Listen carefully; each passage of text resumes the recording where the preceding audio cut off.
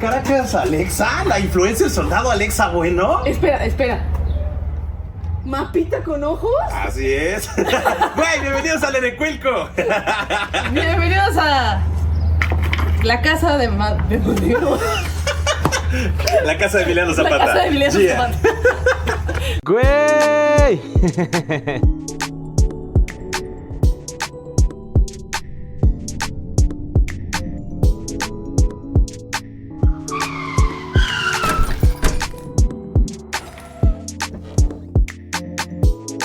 Amigos, vamos a empezar nuestro recorrido aquí en el pueblo de Anenecuilco, en el Centro Cultural Casa Emiliano Zapata, donde, adivinaron, aquí vivía Emiliano Zapata, ese gran héroe de la Revolución. Que caminaba así, chiquitito. Ándale, así estaba cuando vivía por acá. Y dio sus primeros pasos.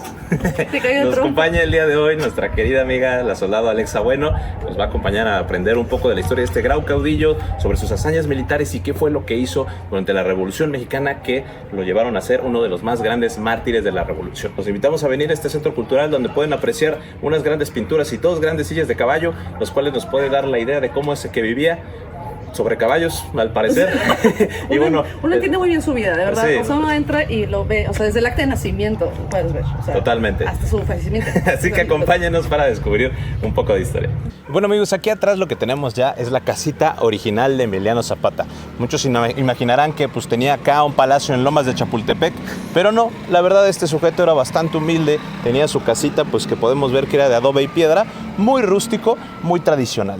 Aquí traía a sus babies, ¿no? Aquí dormía, traía a los cuyuyos, se venían acá a echar una noche de pasión, unos palenques, pero algo importante es que Zapata siempre tuvo esta idea revolucionaria porque venía de familia. Así es, resulta que su abuelo peleó en el sitio de Cuautla, el cual hablaremos en el siguiente video, en los cuales Morelos se enfrentó al general realista Calleja en un sitio que duró aproximadamente 72 días. El abuelo de Zapata peleó en ese importante sitio, y no solo eso, sus tíos también lucharon en las guerras de Reforma con Porfirio Díaz, me parece, ¿no?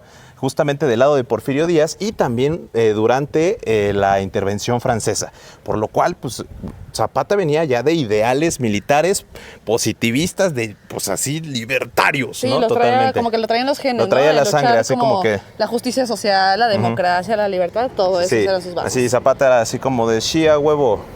Pura libertad aquí, papá. Devuélvanme mis tierras. Amigos, pues vamos a platicarles ahora un poco sobre los inicios de la vida de Emiliano Zapata para que conozcas, te vayas familiarizando cómo fue que creció en estas bellas tierras de Morelos, cómo fue que creció su gran amor por el despojo de tierras. No, más bien por recuperar las tierras que les fueron despojadas. Papi, la tierra es de quien la trabaja. Exactamente. Porque mira, justamente te voy a contar. Él nació un 8 de agosto de 1879. ¿Era Leo? Así es. No hay que confiar en los Leo. Como en Historia para tontos. No. Como a los 11 años vivió el ver cómo despojaban a todo su pueblo de sus tierras. Algo que vivía mucho Morelos es que no hay tierra para cultivar. Pese a que hay grandes extensiones, hay muchas montañas, en realidad hay muy poca tierra cultivable aquí. Okay. Entonces ese es el gran problema de Morelos. Entonces las tierras les fueron arrebatadas y a los 11 años él con mucha rabia le dijo a su papá que por qué no hacían algo. A lo que su papi le dijo como, la neta no se puede, mijo, apechugue, así es. Así son las cosas. Así es la vida. Y él le dijo a sus 11 añitos, imagínate un pelado de 11 añitos que viene y te dice como de, ¡ay, sí, papi, pues tú no eres mi papá, Cuyello! Yo voy a recuperar esas tierras, cuésteme lo que me cueste. Ajá. Entonces, pues bueno, él a los 16 años pierde a sus padres, empieza a trabajar como arriero, empieza a tener varios oficios, él sabe lo que es labrar la tierra. Y también en uno de sus puntos en su juventud, él es aprendido por las fuerzas rurales aquí en Morelos y bueno, pues lo agarran, parece que lo van a meter a la cárcel, pero él es de familia, ya sabes, aquí la familia... Fifi. Aparte de familia fifí, pues porque pues, tenían pistola. Era como Toretto, la familia no se toca. Ajá. Entonces llegó su carnal y frente a las fuerzas rurales le dijo, sueltan a mi carnal. Y así los encañonó todos y logró sacar a Emiliano y tuvo que huir al estado de Puebla durante unos 2 añitos.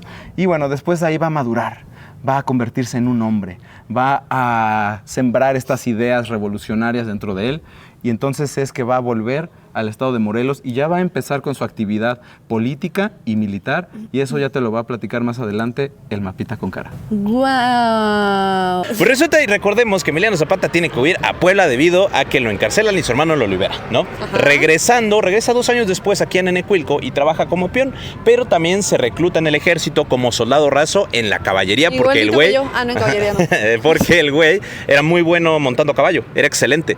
Entonces, bueno, pues se hace soldado raso, pero el güey ya trae esta idea libertaria, ¿no? Entonces, en una de esas decide robar y tomar la hacienda El Hospital, que se encuentra por aquí cerca, ¿no? Ok. Entonces, pues, ¿qué pasa? Resulta que la hacienda El Hospital era protegida por el jefe de la policía local de aquí de Nenecuilco y lo declara un cuatrero, lo declara un delincuente, ¿no? Ajá. Un bandolero. Entonces, Ok. este Zapata tiene que huir, ¿no? Porque si no, ya está perseguido otra vez por la ley y aparte ya tenía el antecedente de que fue arrestado por las autoridades de Cuernavaca. Entonces, el güey se iba a quedar un rato en la cárcel, lo cual no le gustaba, ¿no?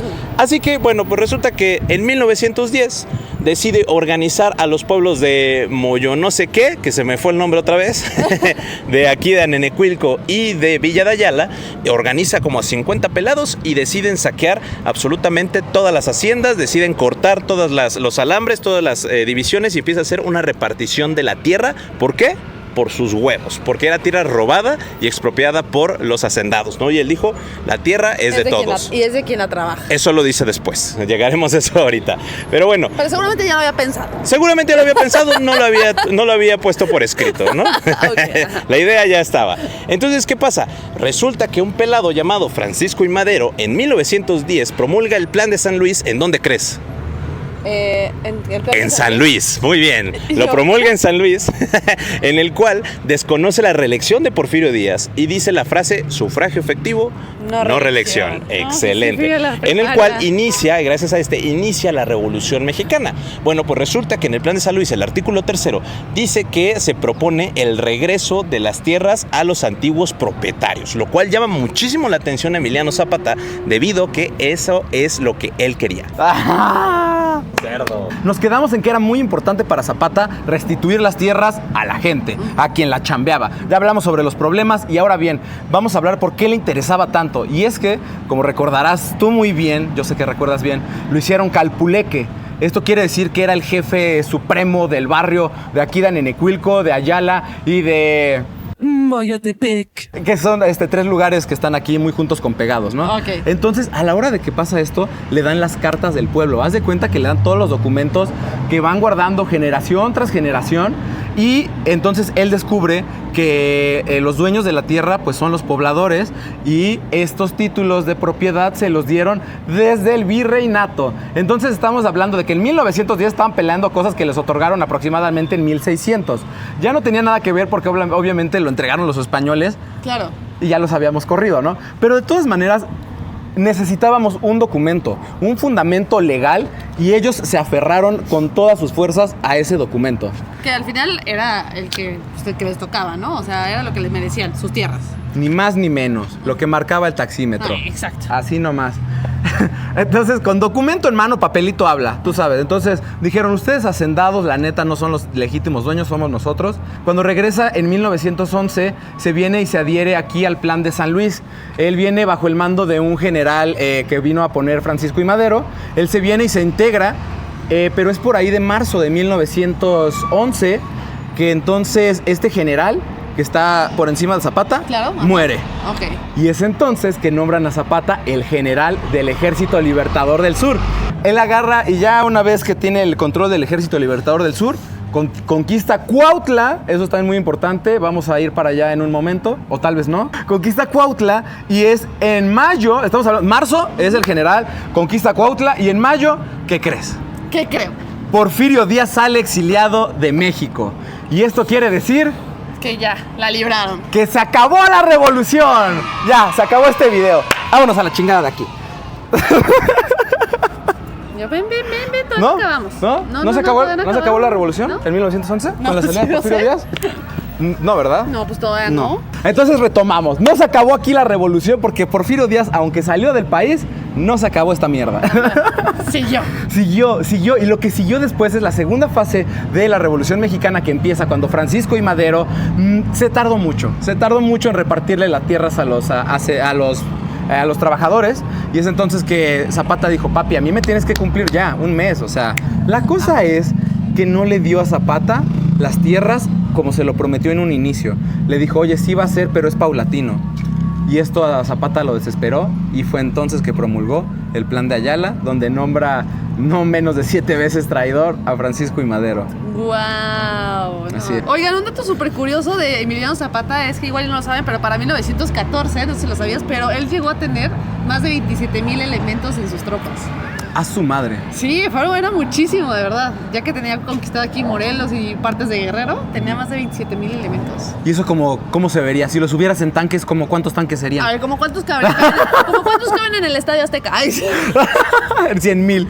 ¿100,000? Uh-huh. Ah, pues una cuarta parte, mano. Como la Plaza de Toros bien llena. ¿Cuántos caben en la Plaza de Toros? No sé.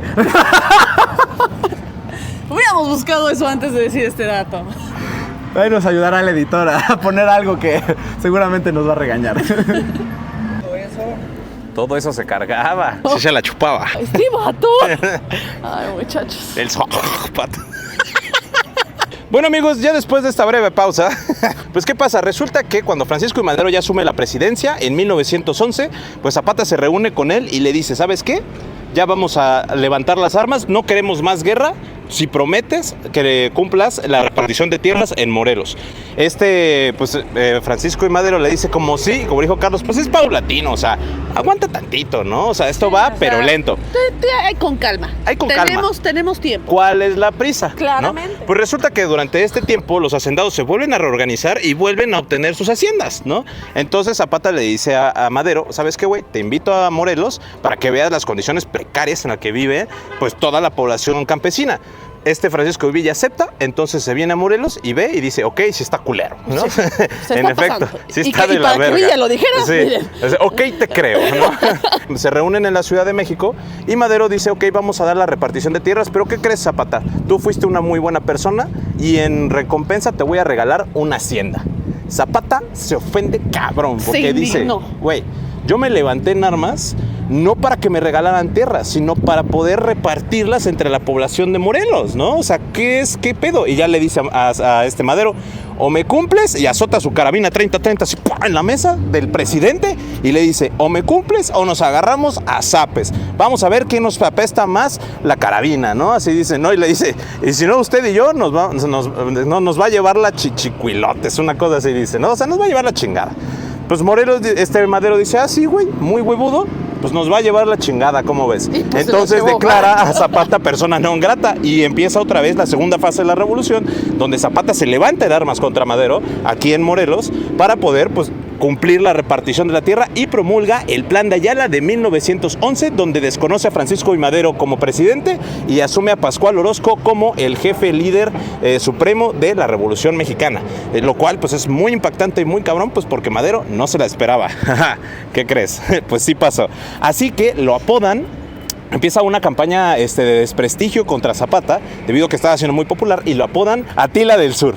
¿Por qué le dicen Atila del Sur? Porque querían pues como asimilarlo como Atila el Uno, el cual pues era muy famoso por su crueldad cuando invadió Roma, ¿no? De hecho le decían el azote de Dios, entonces querían decir que Zapata era absolutamente lo mismo, el azote de Dios para los morelenses. Entonces pues esto obviamente, pues en la contracampaña mediática, pues la gente dice: ¿saben qué? Pues sí, es el azote, pero contra los federales, es el azote contra el gobierno, así que sí es Atila del Sur. ¿Cómo ven, perros? Entonces vamos a ver, sube de Adolfo de la Huerta al poder de una manera legal, tras haber asesinado a Madero, y después viene Venustiano Carranza desde Coahuila y empieza a agarrar fuerza y se trae a Pancho Villa y reúne también a Emiliano Zapata y derrocan a de la Huerta. Entonces es ahí donde de estos tres el que se puso más chingón fue Carranza, y Carranza empieza a hacer carrera por meterse a la presidencia. Ya cuando empiezan a ver esto, Panchito y Emiliano ya dicen así como: ¿qué pedo, güey? Ajá, de esto no era parte del plan. Y justo, no era parte del plan. el plan de Ayala, pero es que aquí va una cosa. Venustiano Carranza nunca reconoció el plan de Ayala. Siempre hubo como esa discusión entre Emiliano Zapata y Carranza, donde Emiliano Zapata le exigía aceptar el plan de Ayala, si no continuaba con su revolución.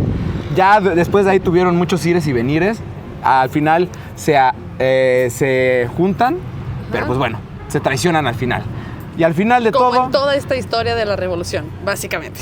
en este Game of Thrones de la Revolución Mexicana, donde justamente al final, dentro de los 3 caudillos que derrotaron a De la Huerta, sube Carranza, y es entonces que los 2 restantes, pues no les queda de otra. Pues era nuestro enemigo, pues tenemos que ser amigos. Pues sí. Y es entonces que se juntan Pancho Villa y Emiliano Zapata en la convención de Aguascalientes. Y es ahí, y de hecho creo que también se ponen de acuerdo con Carranza, y es ahí donde lo desconocen y dicen, ¿saben qué? Nos vamos a ir con todo, papá, pero con todo. Carranza tiene algo muy curioso, que es que se asemeja mucho a Benito Juárez desde el nombre que le pone a su ejército, el ejército constitucionalista. Crea su propia constitución y también huye a Veracruz como Benito Juárez. Era su fan. Sí, era fan de Benito Juárez.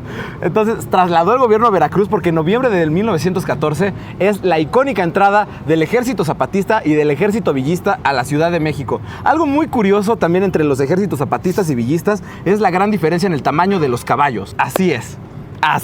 Los caballos villistas eran enormes, sumamente grandes. Y claro que lo tenían que hacer, tenían que recorrer grandes distancias, grandes planicies, ¿no? Tenían que ser caballos chonchos, mamalones. Claro. Así es. Y no contrario los de Zapata, porque aquí en Morelos hay mucha sierra, mucha barranca. Entonces sus caballos en realidad eran más como burritos. Entonces es una pequeña diferencia. Un sabían qué. Y es entonces que ya un as. Entonces que en 1914 se vuelcan contra ahora Carranza, Pancho Villa y Emiliano Zapata, pero esto no se va a quedar así. Se van a volver a pelear y pues bueno, ahorita te lo seguimos contando porque ya me dio calor. Ok, te va a dar un golpe de calor en ese momento. Ya me siento medio pendejito ya, la verdad. No, así ya llegaste. Así ya estabas. Así, no, al calor no le eches la culpa. Bueno, lapsus brutus porque tenemos calor. Pero bueno, continuemos. Este Carranza dice, yo estoy más penudo, ¿no? ¿Por qué? Pues porque era el menos penoso. Entonces, hace cuenta que Carranza, pues declara la guerra ya a Zapata de Villa formalmente, le encarga a Álvaro Obregón, pues enfrentarse a los villistas en el norte y a Pablo González Garza a enfrentarse a Zapata en el sur. ¿Qué pasa? Bueno, pues Carranza sabía que no iba a ser fácil porque estaban muy bien armados y estaban muy bien preparados y ya llevaban pues 4 años de guerra, ¿no? O sea, ya sabían cosas los dos. Entonces, ¿qué pasa? Para 1915, pues decide a Carranza hacer una estrategia bastante interesante, la cual corta los suministros y las comunicaciones entre los villistas y los zapatistas. ¿Por qué? Los zapatistas tenían un problema muy grande. A pesar de que eran un chingo, había un montón de campesinos, tenían muchísimos soldados, no tenían armas, no tenían el acceso ni la facilidad de poder obtenerlas. De hecho, la mayoría de los zapatistas se enfrentaban a los realistas con machete en mano, ¿no? Sí. O sea, bien berserker, ¿no? Bien vikingos. Mientras que los villistas tenían Estados Unidos al norte y podían tener la facilidad de conseguir todas las armas que ellos quisieran. Por eso, Carranza corta las comunicaciones y entonces debilita a ambas partes. Ahora, en 1915... Álvaro Obregón realiza varias victorias contra de Villa. De hecho, lo derrota en diversas ocasiones, obligando a Villa a retirarse hasta el norte, escondiéndose. Y de hecho, ahí tenemos una historia de una invasión de Estados Unidos a México, porque pues Francisco Villa atacó el pueblo de Columbus, pero esa ya es otra historia que contaremos después. Y se la voló, en efecto. Sí, pero pues de mexicano tenía que ser. Exacto. Y bueno, ¿qué pasa? Pues a Pablo González Garza le dice, ¿sabes qué? Te vamos a dar algo bien interesante, que es fuerza aérea, ¿no? Porque ya Carranza pues trae los primeros aviones y utiliza la fuerza aérea para atacar a los zapatistas aquí en Morelos, lo cual es bastante interesante. Así que derrota para 1916 a Zapata en diversas ocasiones, toma la ciudad de Cuernavaca, toma la ciudad de Cuautla, toma la ciudad de Yautepec, toma muchas ciudades aquí en Morelos y Zapata es obligado a esconderse en diversas partes de la sierra morelense, ¿no? Ya para 1918 pues los zapatistas estaban estaban muy debilitados. O sea, ya el güey era un caudillo sin futuro. El movimiento zapatista nunca se pudo consolidar como un ejército debido a que nunca preparó a los soldados. Literalmente era como de, todos vénganse a la bola, agarren sus machetes, su hoz y pues vámonos a la guerra. No los entrenaba. Dio lo que tenía que dar. Dio lo que tenía que dar. No los entrenaba, no tenía esa preparación militar Zapata porque pues a pesar de que era soldado, nunca fue general, nunca se asesoró. Él estaba más preocupado en la repartición de tierras que preparar el ejército. Así que empieza algo muy interesante que es la guerra de guerrillas, igual que Morelos. Dato curioso, la guerra de guerrillas es una táctica militar donde básicamente, o sea, pueden ser paramilitares, incluso civiles también armados, pues utilizan esta táctica para debilitar a alguien que tiene, o sea, al enemigo que tenga un poco de más fuerza. Entonces hacen diferentes enfrentamientos entonces hacen diversos ataques que son muy pequeños justamente para debilitar al enemigo. Esa es básicamente la guerra de guerrillas, a eso se refiere la guerra de guerrillas. Exacto. Y ya pues como Zapata no tenía de otra porque fue derrotado en muchas ocasiones e inclusive el plan de Ayala deja de ser válido para muchos campesinos porque con la promulgación de la Constitución de 1917 los campesinos dijeron nos gusta más lo que nos promueve esta Constitución mexicana que lo que nos ofrecía Zapata, entonces ya no se querían unir al movimiento revolucionario. Así que Zapata pues triste resulta que confía en una vez que tras el asesinato de Carranza y sube Álvaro Obregón al poder, pues se supone que Álvaro Obregón le dice que ya quiere que todo haya paz, que va a hacer la repartición de tierras como se había acordado y que por favor vaya a hablar con una persona a una hacienda que iremos próximamente, donde pues pasa un hecho muy trágico, pero no vamos a spoilear. Ahora, independientemente de que el caballo de Emiliano Zapata es macho, evidentemente sí le pusieron un género. ¿Por qué no les platicas un poquito acerca de los mártires de Tlaltizapán? Mira, vamos a platicarles un poquito acerca de esta gente mientras apreciamos el centenar de balazos que no le atinaron a Zapata, que pudieron haber sido más. Entonces, que no sabemos cómo llegaron al techo. Así es, bueno, la gente no disparaba muy bien en esa época. Y mientras les hablamos justamente de Tlaltizapán, que está muy cerquita de aquí y les recomendamos ir plenamente, ampliamente. Recomendadísimo, pero pónganse bloqueador, por favor. Exactamente. Y bueno, ahí fue donde se dio un hecho terrible, totalmente lamentable. En el año de 1914, me parece, 14 o 16, uno de esos 2 años, Emiliano Zapata estaba en una de sus huidas contra los ejércitos federales cuando la población esta de Tlaltizapán lo ayudaron a escapar. Entonces ahora sí que le dice, mi general, váyase por aquí y nosotros mientras vamos a aguantar los putazos, la neta. Y pues ahí Zapata dice como, pues va. En la guerra, tú sabes, o sea, la población civil se respeta. Sí, la verdad, o sea, sí apoya, lo que sea de cada quien. Exactamente, entonces ahí no hubiera tenido por qué tener problema la población civil por haber ayudado a Zapata, pero ojo, no fue así. No fue así, entonces agarraron y en el pueblo agarraron a 256 niños, mujeres, ancianos y todo lo que se encontraron y los pasaron a degüello por haber ayudado a nuestro general Emiliano Zapata. Y no nada más eso, o sea, de hecho me estaba contando él que aparte saquearon sus tumbas. Ay, sí es cierto, ya ni me acordaba. No, yo te recuerdo, yo para eso vine. Muchas gracias, qué bueno que pones atención. Obvio, por supuesto. Así también me puse atención en todas tus trágicas historias de amor. O sea, llegaron y les mataron a todos, les mataron al perro, les desenterraron a los muertos y se los mataron también por haber ayudado a Zapata. Entonces, bueno, esa es la historia de los mártires de Tlaltizapán. Amigos, ya estamos en una de nuestras últimas paradas de este gran viaje hablando de la historia de Emiliano Zapata. El sol está perrísimo, así que me voy a apurar. Nos encontramos en la ex hacienda de Chinameca, la cual era una ex hacienda azucarera, donde nada más y nada menos, mi estimada Alexa, asesinaron a nuestro general Zapata.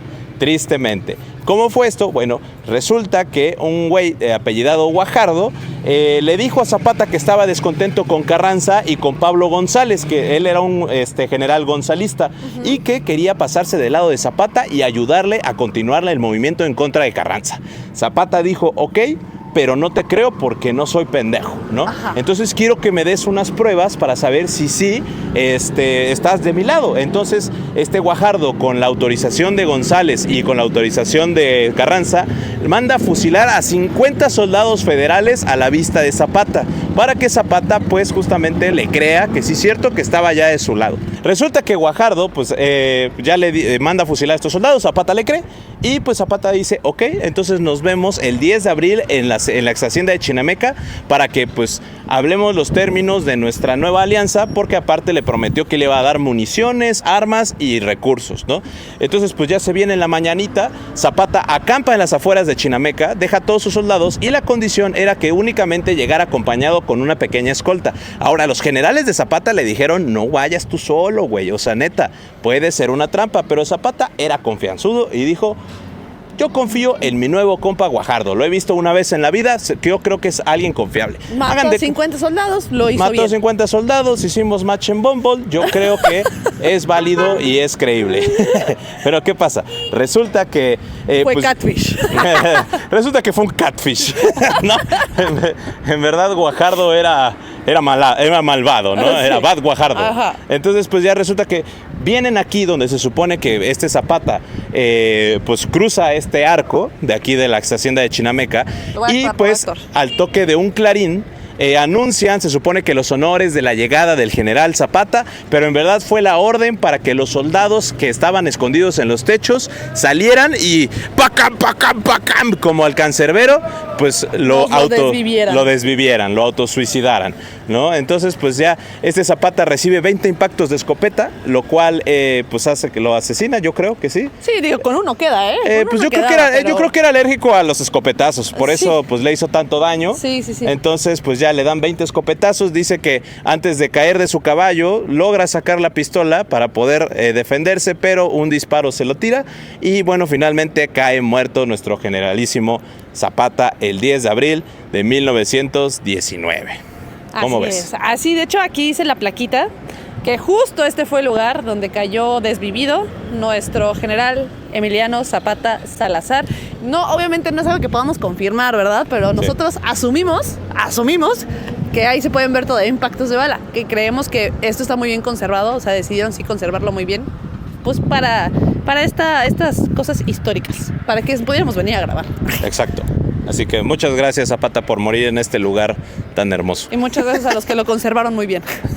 Así que bueno, finalmente sus restos ahorita están enterrados, me parece, en Cuautla, debido a que se quisieron enterrar en lo que fue el Monumento de la Revolución, pero la familia pidió que no se hiciera debido a que iba a descansar junto a Venustiano Carranza, que fue literalmente el que lo mandó a matar. Así que su tumba se encuentra en la ciudad de Cuautla, que próximamente la visitaremos. Bueno, amigos, y a lo mejor muchos de ustedes querrán escuchar del chismecito de que el baile de los 43, de que si Emiliano Zapata era homosexual, bisexual, etc., bla, bla, bla. Y bueno, aquí les tenemos una respuesta. Es totalmente irrelevante su sexualidad, por lo cual no lo vamos a hablar, ya que, pues, fuera lo que fuera, gustos que tuviera, no importa porque no afecta absolutamente nada en todo lo que hizo por la Revolución Mexicana. Recuerden, cada quien hace con su cuerpo lo que se le pega la gana. Al final, o sea, estábamos hablando justo Teca y yo, consideramos que es el más sensato, el personaje más sensato de toda la Revolución Mexicana. Uh-huh.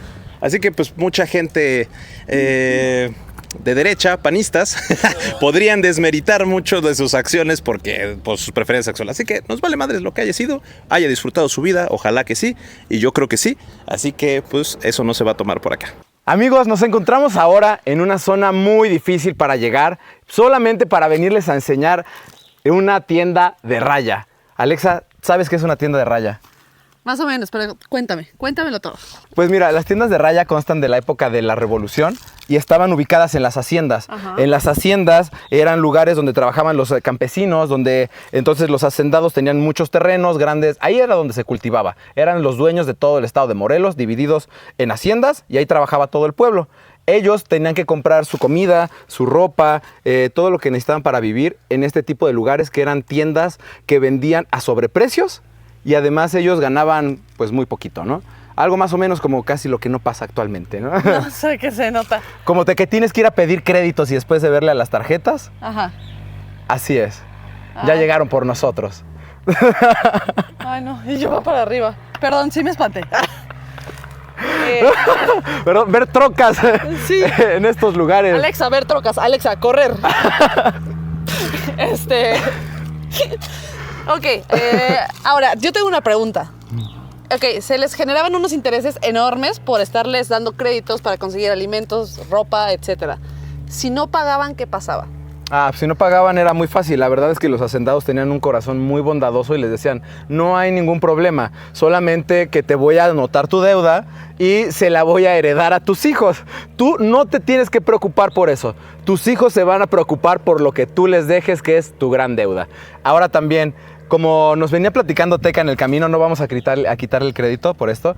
¿Por qué se les llamaba tiendas de raya? Entonces, nosotros ya lo sabemos, pero vamos a platicarle a nuestros amigos. Porque obviamente sí lo sé. O sea, Entonces, ¿qué era? Ellos venían, hacían su despensa y le decían, no, pues son 1000 pelucholares, ¿no? Porque además la moneda era dependiendo la hacienda. Claro. Ellos no manejaban el peso. Ellos, si el hacendado decía, me vas a pagar en vales, me vas a pagar con cacao, era así como se pagaba en ese tiempo. Entonces decían, bueno, vale 30,000 pelucholares, tú nada más tienes 10, no te preocupes, te lo voy a financiar. ¿Estás de acuerdo? Fírmale aquí. Uy, no sabes leer ni escribir. Pues ponle una raya. Y así iba la gente a poner una raya y a dejar a su familia endeudada por generaciones y generaciones. Entonces, bueno, estos lugares, como lo podemos ver así de destruido, tiene una razón de ser, ya que fueron destruidos con mucha rabia durante la época de la Revolución, a la hora de que se alzan en armas. Las personas que trabajaban aquí en las haciendas, pues ¿contra qué se fueron primero? sí, no, contra los hacendados, obviamente. Contra Coppel, ¿no? ¿Contra quién te Contra irías el primero? Extra. Contra el Extra. Salinas, ahí está. Aguas, que esas Por eso- acciones están. Por eso anda enojado en el Twitter. No es cierto, patrocina No, no los es cierto, papis. no es cierto. Una motocita. Ahorita el casino sacaría del apuro aquí. De aquí sí. Otra cosa que también era muy característica durante la época revolucionaria aquí en Morelos es que, como les comentaba, los hacendados tenían el control de todas las tierras. Entonces las personas no tenían lugar para sembrar su propia comida, solo sembraban la de los hacendados. Entonces los hacendados, el gobierno, la gente que dominaba en ese entonces, Porfirio Díaz, decían que siembren en macetas. Así es, preferían matar a la gente de hambre y ponerlos a sembrar en macetas antes que darles un pedacito de las grandes extensiones de tierra que tenían los hacendados. Creo que ya salió. No, Y yo sí viendo si no estábamos parados en un hormiguero. No lo traigo todavía, que no sé qué traigo. ¡Ah! Igual es una plantita, pero ojalá sea una así. Teca, neta, si estás grabando esto te voy a golpear. Ya, a ver. ¿tú eres valiente? ¡Revuélcate! Sí. Mete tu mano y saca lo que está como por aquí. Aquí.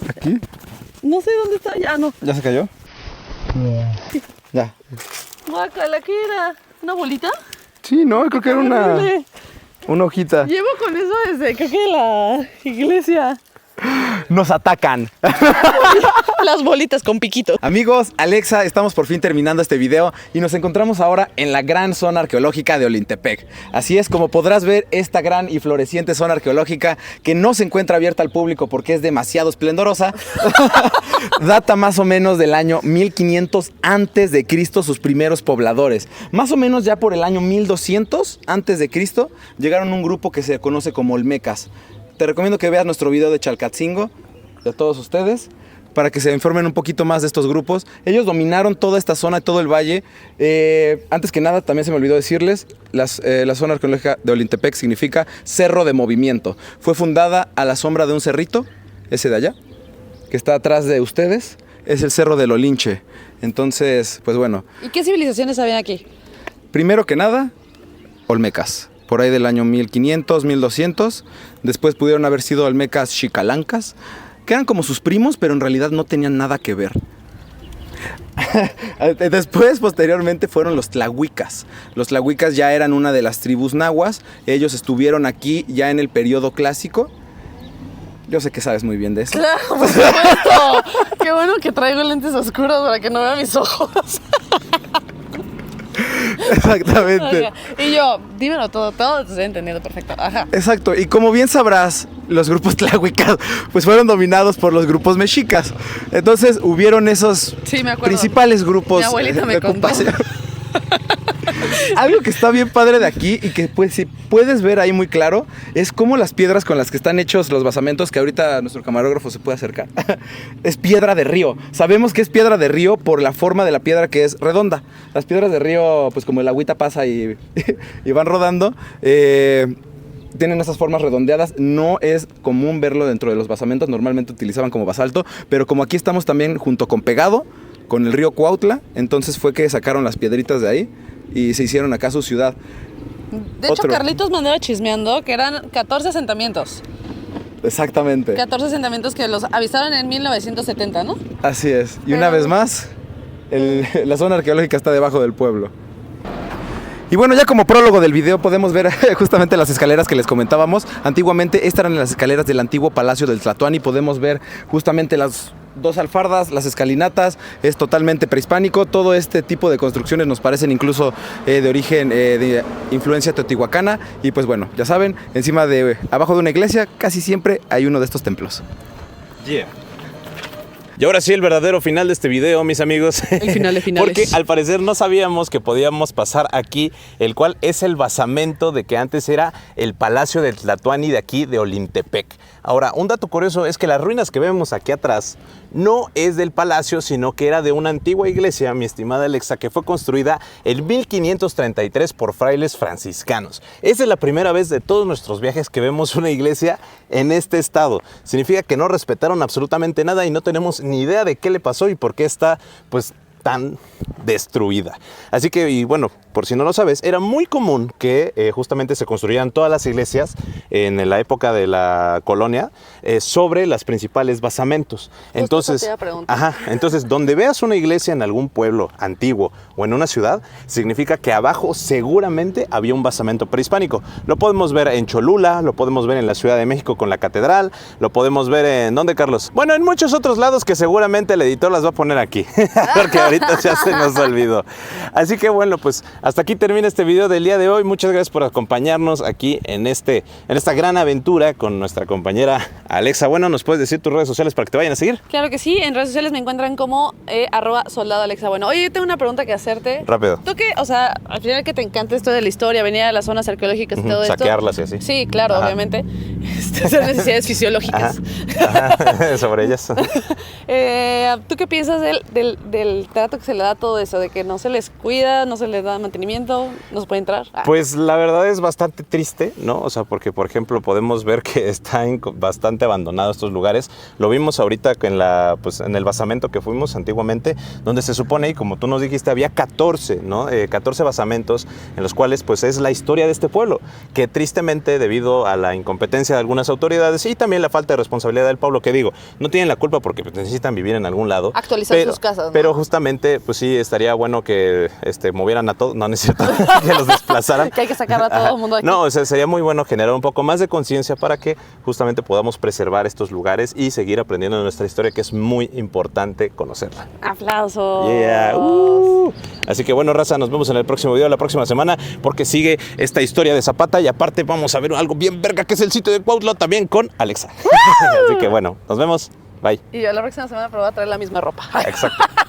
Amigos, hasta aquí el video del día de hoy. Muchísimas gracias por acompañarnos en esta nueva aventura aquí en Historia para Tontos. Muchas gracias a Suzuki por el apoyo con la nueva S-Cross 2023 que nos estará llevando a todas partes. Y si les gustó el video, por favor ayúdenos a compartirlo con su mamá, su papá, su tío, su hermano, el lechero, su amante, nada, con quien sea. Recuerden suscribirse a nuestras redes sociales oficiales, prendan la campanita para no perderse ninguna actualización aquí en Historia para Tontos y pues nos vemos el próximo domingo con nuevo video y una nueva aventura. Así que recuerden que no hay historia si no hay un güey. ¡Nos vemos!